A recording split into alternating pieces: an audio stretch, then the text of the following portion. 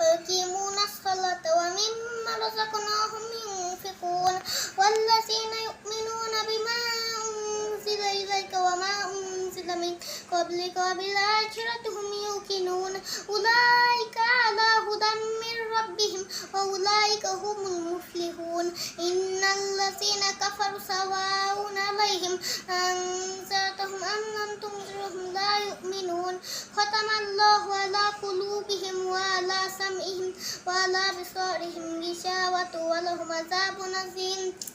ومن الناس من يقول آمنا بالله وباليوم الآخر وما هم بمؤمنين يخادعون الله والذين آمنوا وما يخدعون إلا أنفسهم وما يشعرون في قلوبهم مرض فزادهم الله مرضا ولهم عذاب أليم بما كانوا يكسبون وإذا قيل لهم لا تفسدوا في الأرض قالوا إنما نحن مصلحون ألا إنهم هم المفسدون ولكن لا يشعرون وإذا قيل لهم آمنوا كما آمن الناس قالوا أنؤمن كما آمن السفهاء ألا إنهم هم السفهاء ولكن لا يعلمون وإذا لقوا الذين آمنوا قالوا آمنا وإذا خلوا إلى شياطينهم قالوا إنما نحن مستهزئون الله يستهزئ بهم ويمدهم في طغيانهم يعمهون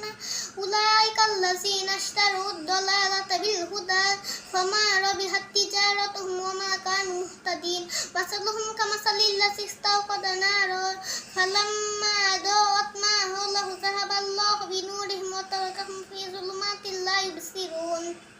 صم بكم عمي فهم لا يرجعون أو كصيب